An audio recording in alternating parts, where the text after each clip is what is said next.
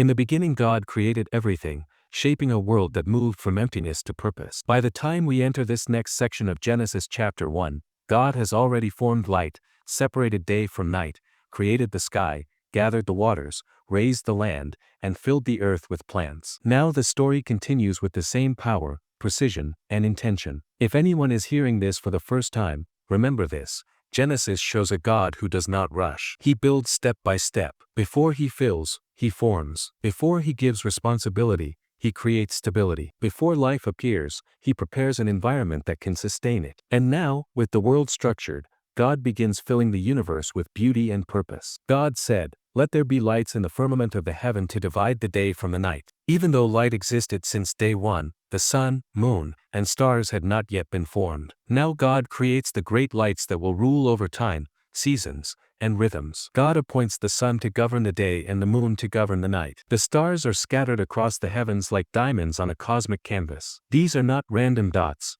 They serve signs, seasons, days, and years. This means God establishes the foundation of timekeeping, days, months, calendars, tides, seasons. Before any human existed, God created a system of order, structure, and rhythm. God saw that it was good because these lights would guide all life on earth, from plants that rely on sunlight to humans who navigate by the moon and stars. Evening and morning formed the fourth day, revealing again the divine pattern, darkness first, then light.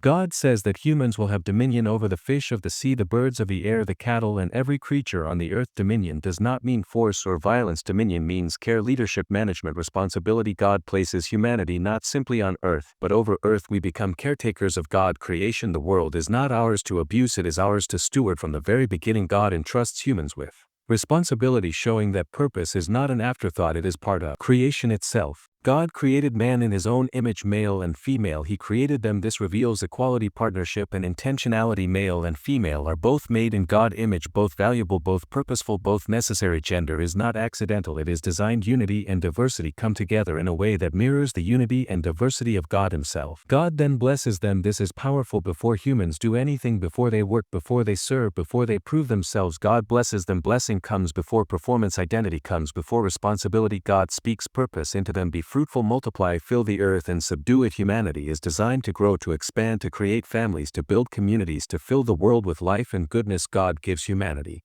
authority but also purpose. We are not here to merely exist, we are here to shape, build, and bless. Genesis 1 shows that God works in steps. First he brings light, then he makes space, then he brings stability, and then he brings growth. Nothing happens instantly. God builds slowly so the foundation becomes strong. The phrase evening and morning shows that darkness comes before light, meaning dark seasons are the beginning of God's work, not the end. When life feels confusing, it may be the start of a new morning that God is preparing. When God separates things, he creates order, separating light from darkness, separating waters from waters, separating land from sea. These separations protect life and bring clarity. In the same way, God removes certain things or people from your life to protect your purpose, not to hurt you. When God calls something good, he shows that his approval is what gives meaning. Human opinions cannot define good, only God can. God gives identity by naming day, night, earth, and sea, showing that purpose comes from him, not from situations. Many people struggle because they allow the world to define them, but God already has their true name and direction. On the third day, God brings vegetation, grass, herbs, and fruit trees, each with seed inside. Seed means potential, the ability to multiply and continue life. Even small seeds carry great future. Every action and thought in life is a seed. When you plant kindness, you receive peace. When you plant discipline, you receive growth. When you plant negativity, you receive trouble. Everything produces according to its kind. God made life consistent so you understand that your choices create your future. Creation shows nothing is random, everything is intentional and made with purpose, and the same God who shaped the world step by step shapes your life with the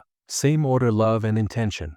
This part of Genesis also reveals something important about Jesus. In the New Testament, Jesus is called the Word, through whom all things were made. That means when God said, "Let there be," Jesus was the voice of creation. When God said, "Let us make man," Jesus was part of that divine conversation. Your existence has the signature of Jesus on it. This means your life has a connection to Jesus from the beginning of time, even before he came to earth. Even before the cross, Jesus was already involved in creating the world you live in. Humans are given dominion, but dominion requires wisdom. God does not hand the world to humans without giving them the ability to think, reason, and choose. This shows that responsibility is a gift. God trusts humans even after seeing the potential for failure. God still entrusts the earth to humanity. This trust reveals God's love and hope for His creation. He believes in the purpose He placed inside humans. God gives seed-bearing plants and fruit-bearing trees as food. Seed is important. The Bible uses the image of seed over and over. Seed represents potential growth, future multiplication. What God gives you today is not just for now, it carries potential for tomorrow. Every choice you make is a seed. Every word you speak is a seed. Every act of kindness, bitterness, faith, or fear is a seed. Seeds create harvests that appear later. God built this principle into creation because it reflects the way life works. Nothing just appears by accident. Everything grows from something planted earlier.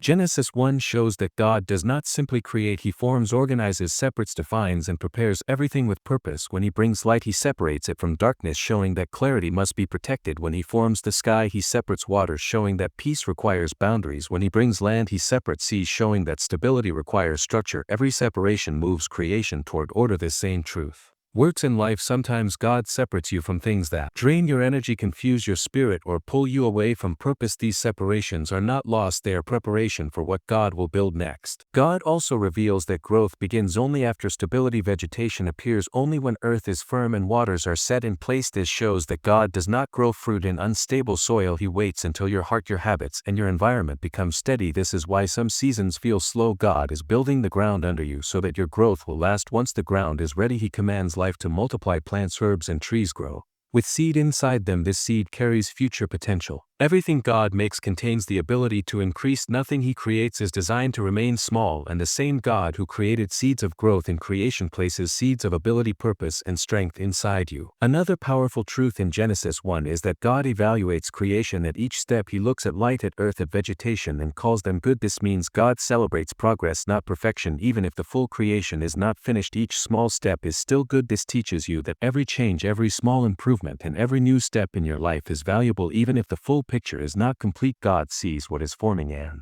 calls it good before the final result appears.